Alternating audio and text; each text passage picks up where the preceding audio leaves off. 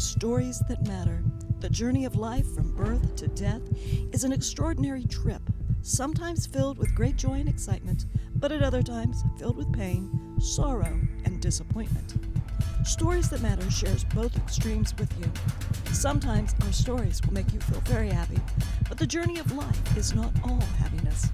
Other times, the journey of life will make you feel sad, for all of us have experienced both extremes.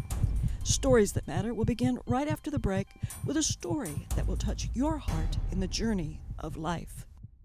Welcome to Stories That Matter. I'm your host, Doug Thompson, with a special guest that, if you've been watching the show regularly, about 2 years ago, Ray and his wife were here, and it's an amazing story that's going on in Kenya, and Ray's back. Ray, thank you. Thank you for And having me. Ray, it's Ray Wasike. Yes. And you're in Kenya. Mm-hmm. You married a young woman from the middle of Kansas, Yep. from Salina, Kansas. Yes. And Sambrosia, Yeah. and she's out. She'll be coming in here in just a little bit, Mm-hmm. and we're going to talk with her too. But she's from Salina, and she came over on missions trip to Kenya. And was she with your uncle James Marunga? Yeah. Mm-hmm. And then over a period of time, while you and her wound up getting married, Yep. and you have a little one now, a 1-year-old that's Yes. here at the studio with Yeah. us, and she's with Mom right now. Yeah.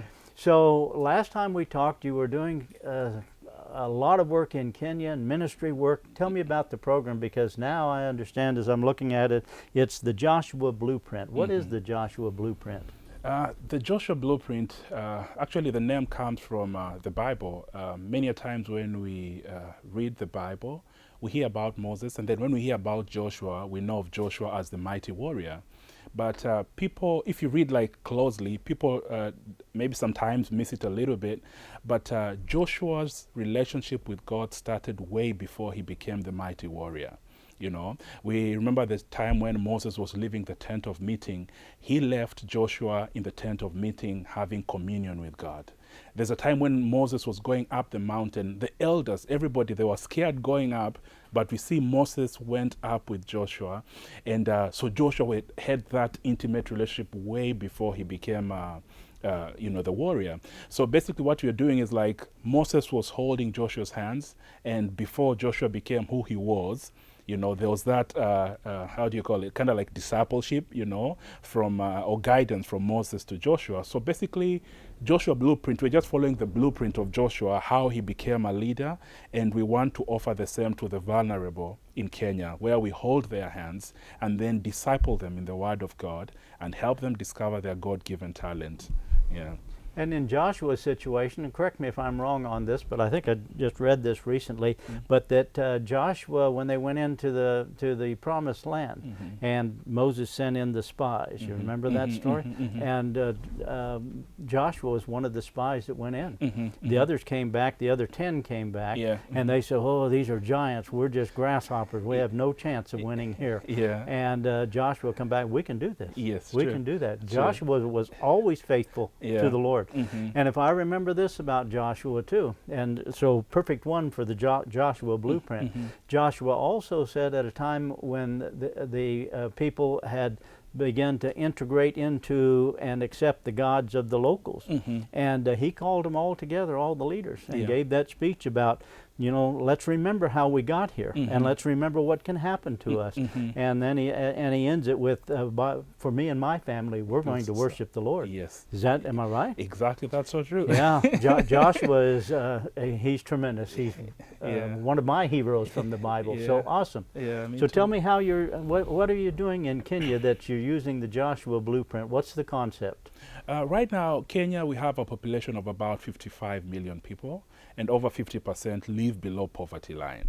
So meaning each and every focus, like when you go to school, people focus on the academics, like classroom, and growing up, we were told if you don't make it in a classroom setting, in academics, then you won't make it in life. So meaning we find of cases whereby young people, the moment they get to grade 8, because after grade 8 you sit for this one exam, and then it will determine if you'll go to high school or a tertiary school, which you guys call a trade school. So we are told growing up that if you don't do well, then basically your life is done after grade 8.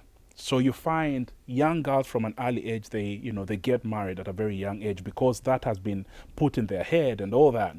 So basically, as we come in and tell kids, yeah, academics, they're important, but also there is other avenue that you can be able to, use to earn a living.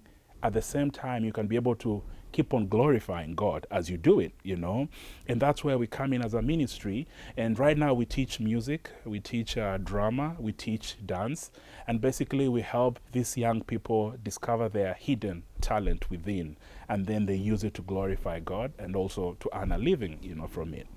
Okay, and what's the unemployment rate in Kenya right now? The unemployment rate now, it's about 40%.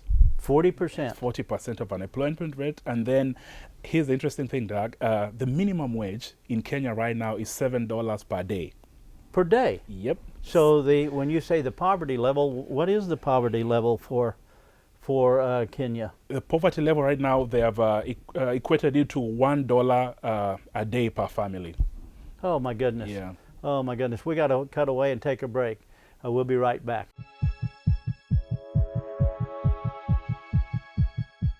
Welcome back to Stories That Matter. I'm your host, Doug Thompson, with my special guest, Ray Wasike. Good. Get it pronounced right here after a bit. Yeah. And Ray was with us before about 2 years ago. He's in Kenya. What town in Kenya are you and your wife at? We are in Kitale, which is in the western part of Kenya. It's like the western and north rift part. It's about 8 hours drive from the capital city. From Nairobi? From Nairobi, yes. And how big of a community is it? Right now we have a population of about, last time they did the census, the population of about 220,000 people. Yeah. Is it one of the larger cities then outside of Nairobi? Yeah, it's one of the largest cities outside Nairobi, yeah. Mm-hmm. Okay. Mm-hmm. All right, so we were talking about the program that you and your wife have, the Joshua Blueprint, and before we cut away to break, you were explaining about 40% unemployment in Kenya right now, and the poverty level is $1 a day. Mm-hmm. So if you're below $1 a day, you fall into the poverty level. If you're above that, then you're making a satisfactory wage in Kenya. That's hard for us to imagine here. How do people exist on $1 a day? How do they do that? It's hard, But we, being in America, have seen, for example, like I remember dreaming of coming to America. I was telling my wife, when I come to America, I want to try McDonald's, Oh yeah, so McDonald's? McDonald's burger, So when I got here, the moment we walked into into McDonald's, and then I was like, I need a burger, and my wife was like, she just pointed up, and I'm like, when I looked up the variety of burgers, for me in my mind, I was just a burger is just a burger, and it will be one, So for the same reason, like in Kenya, we have like ugali, which is like grits, but a thick version of grits. Okay. And normally it's from it's a corn ground, like after grounding corn, and then people have that with kales. So people can have that like from Monday to Friday because it's affordable. People can plant the maize themselves or the corn. So that's the staple food. So we don't have a variety. Especially with the poverty, whatever you can eat, you just eat. Yeah. So that's how people go by. Just whatever it takes to put something in your stomach to keep you from starving. Exactly, because this meal is really thick. It's tasteless, but because it kind of does the filling of the stomach, that's how people just go by with it. Yeah, and most people would be eating one meal a day. Yeah, one meal a day. Yeah. Okay, all right. Well, we were talking about the Joshua Blueprint. So, and you were explaining that we sometimes train people for the arts. And how do you identify people who are talented in that area? Right now we just still work with orphanages, and we work with this year we're going to start with 5. Last year we did 4 orphanages and graduated 51 kids. So basically what we do, the first few weeks we go around the children's home, and then we just have like a fun time, but we try and identify kids' strengths. So basically we make kids try almost everything. And from that, we try and determine if a kid is talented in whichever area.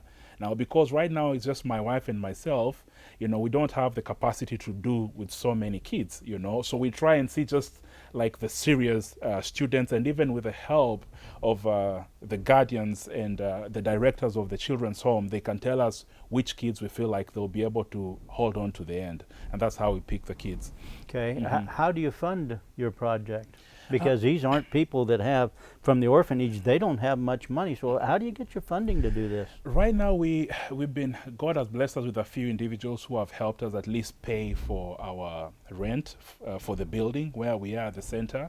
But with our nation explaining the poverty level, it's really hard to have Kenyan volunteers, because a Kenyan will say, instead of me to come volunteer, I'm trying to raise, to get money for my family. Why should I come and do something for free, So we are looking at this year to be able to get more people to come on board so that we can be able to pay at least something small to these teachers who are willing to volunteer with our ministry, so that we can have more classes and we can do so much within the short period of time we have, yeah. Okay. All right. And so if you're able to identify some kids who have artistic ability, how do they convert that? How do you help them to convert that into making a living? My wife has come up with this curriculum. It's amazing, and we do a program for about 9 months. And during the 9 months, we first of all, we have incorporated the scriptures into our lessons. So it's a really slow process, because the comprehension level of Kenyan kids is not the same as American. So we really have to be so slow with them, And we pray that we can only just give them the basic. And if it's in them, and by the help of the Holy Spirit, once they pick up, we can be able to, they can be able to go out. Like a story of Daisy, she's a girl who came in our class, and she didn't do so well when she finished grade 8. So she was taken to a trade school. And in the trade school, she just, she has to do it because that's what's been given to her. But we were amazed when we heard that there's a church that took her, and now she plays the musical instrument in that church, So, and we've heard of cases of people leaving Kitale and going to the capital city, and churches, big churches, pay, talented musicians. So we are hoping, like in future, we can have, some of the kids who are not really good in academics to be able to be, to go to the main cities and, find a living through that. Yeah. Do they find a living as a street musician? Playing out on the street, would people have enough money to be able to say, well, here's a hat that's sitting there and I'm playing some music, well, I like it, I'll throw in something in there? Is that not likely? No, it's not likely, like in Kenya, again, because people are trying to, the little money they get, they're trying just to keep for themselves and their families, so it becomes really hard, yeah. So, but we're planning to do street outreaches, and the more we do it, I think, and open up to the community, maybe Kenyans will see the impact they're having. And we're also going to have private classes. So people who are middle, upper class, they'll pay, some kind of fee for the lessons. And then that will help sustain our ministry. But at the same time, we want some of the kids who have graduated from our program, they can be able to get a percentage from, from the lesson that these people who are rich, they're paying for. So then they can be able to earn a living. So they're training somebody else, and that's how they get paid, is a percentage of that money that the person who's being trained pays. Okay. Now, are there bands, are there nightclubs in the area that people would go to party or to do whatever, and that the musicians would be able to perform at, or is that not likely? Right now, in our area where we are, we don't have live bands. It's more of like the DJ and all that, but in the main city maybe, but in our area, it's not common. Okay, and so are there people that are going through your program, if they had an exceptional talent, would they be able to write their own music and then be able to record it and then have it played on radio and be compensated for that? Yeah, that's true. Actually, right now, some of our kids, we have helped them. They have written their own songs, and they have recorded, and have done a music video for them. So we have a story of a girl who, her song is playing on the TV right now. It's just the compensation takes a while, but eventually, the more popular you get, the chances are that you'll be able now to start getting something from your talent. Okay. All right, we're going to cut away, take a break. We'll be right back. You're watching Stories That Matter.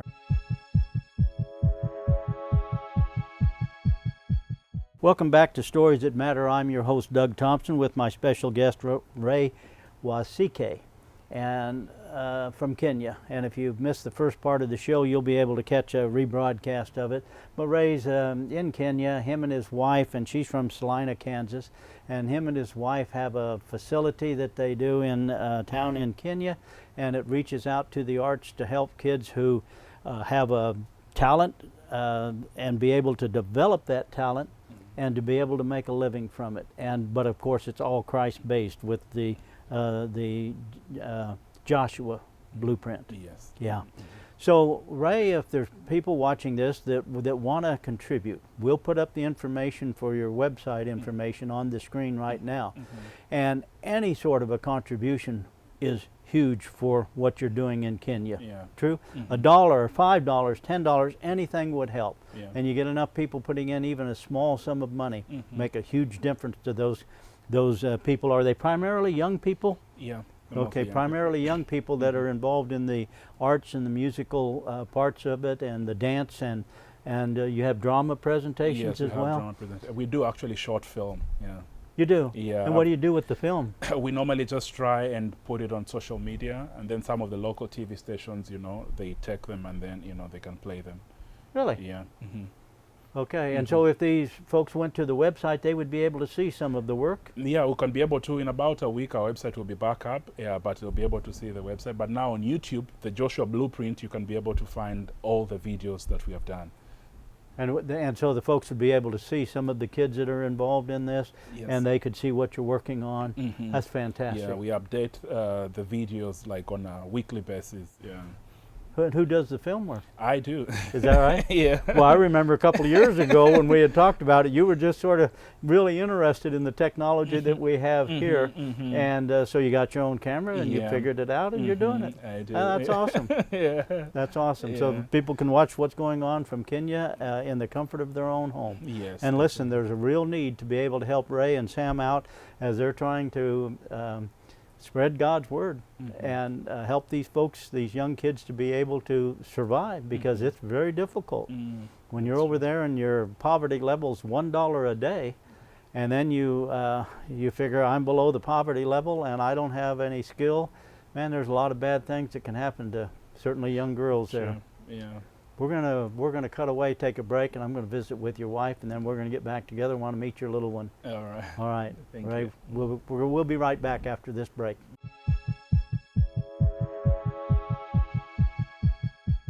Welcome back to Stories That Matter. I'm your host, Doug Thompson, with my special guest, Sambrosia Wasike. Okay. And Sam, I call you Sam? Yeah. I know you as Sam. So Sam, it's an interesting story. We just visited for a while with your husband, Ray, and of course he's from Kenya, and you're out of Salina, Kansas. Right. You went on a missions trip. Yeah. And to Kenya. And ultimately, I think it was a couple of trips, wasn't it? Well, just that first one. The first trip? Yeah. Anyway, you met the love of your life, and you and Ray are married, and you have a little one now. Yeah. 1-year-old. She's out in the lobby here at the studio. Yeah. And we'll meet her in just a little bit. And now you've been back to Kansas for about 2.5 months? Yeah. At the end of the trip. Yeah, and you're ready to, when we were talking before we came on air, I asked you about it, and you said, I'm ready to go home. Been here 2.5 months, and it's great, but I'm ready to go home. So you consider Kenya home? I do now. Yeah. Yeah, I tell people that's my new normal. And so sometimes when we come back to the States, I'm like, I don't remember these things, but yeah. You know, for my wife and I, our youngest daughter goes on a number of missions trips, and she's been in Guatemala and worked in an orphanage, and went to India for a summer, and 3 other spots over the years.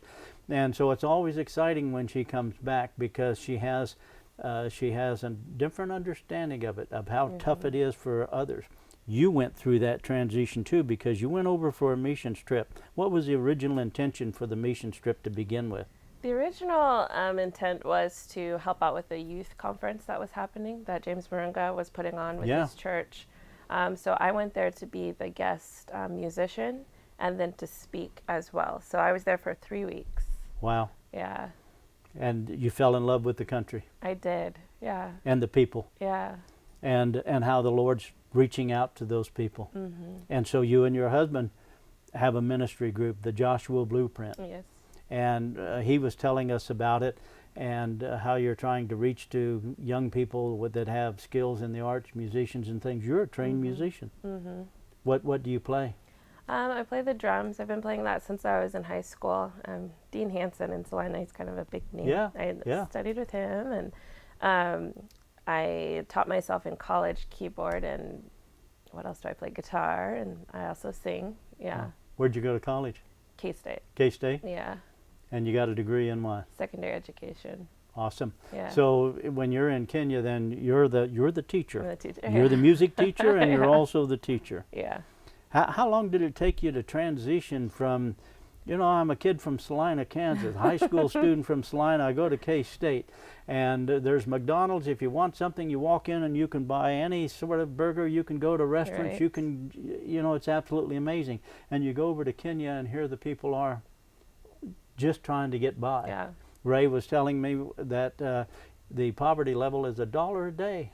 I can't imagine trying to get by on $1 a day to get that one meal that fills your stomach up.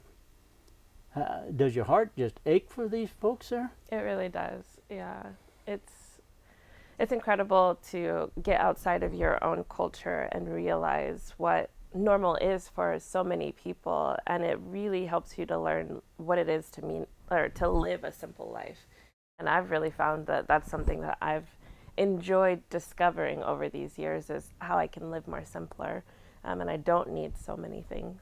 But yeah, it teaches you the value of life, for sure. Well, I would think that would be true, and I know when Ray was talking about, he said, we got back and I wanted to go to McDonald's because I'd heard about it undoubtedly from his beautiful wife, so I wanted to go there. So he just went in to get a burger, and he looks at the board, and there's all kinds of options and things, and that's got to be amazing, because over there aren't those options. Yeah, they're not.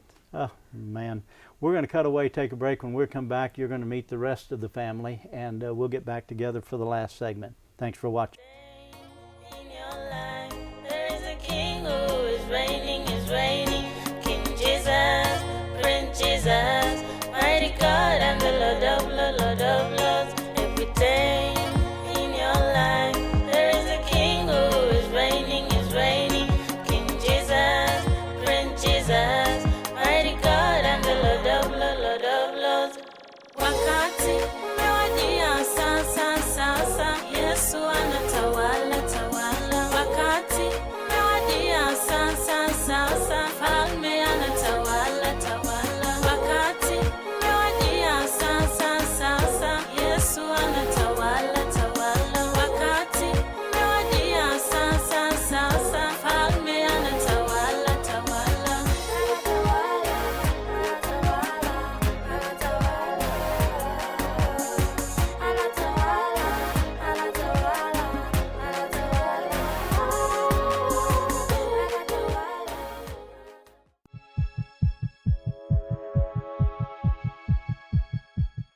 Well, we're back to Stories That Matter. I'm your host, Doug Thompson, with my special guest. Now I got the whole family here now. Ray, introduce us to this little one here. This is Ayana Marie Wasike. She's about 13 months right now. 13 months. So how's it going? How do you like being on television? Well, you can take it or leave it, huh? It's no problem. Listen, you've listened to the story of Sam and Ray and what they have going in Kenya. If you want to help out, and I know you're sitting there watching, you say, well, what can I do? $20? Could I do something like, what difference would that make? When they're feeding, a person in Kenya survives on less than $1. And so, you're talking almost a month's worth of food to be able to help somebody out. And they're working so hard to give kids the opportunity to develop their artistic ability and then to be able to make a living. And Sam, of course, is from Salina, Kansas, and Ray and her husband, you guys been married now for 5 years. 5 years? That's amazing. And, we're just so proud of you, and it's good to see you. It's the second time you've been on with us. And Sam, thank you so much. Thank you. Ray, thank you so much. You can get all the contact information is on the screen right now. Thanks for watching Stories That Matter.